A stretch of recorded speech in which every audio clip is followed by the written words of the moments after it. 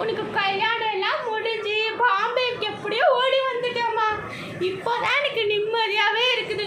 உன் கல்யாணத்தை நான் முடிச்சதும்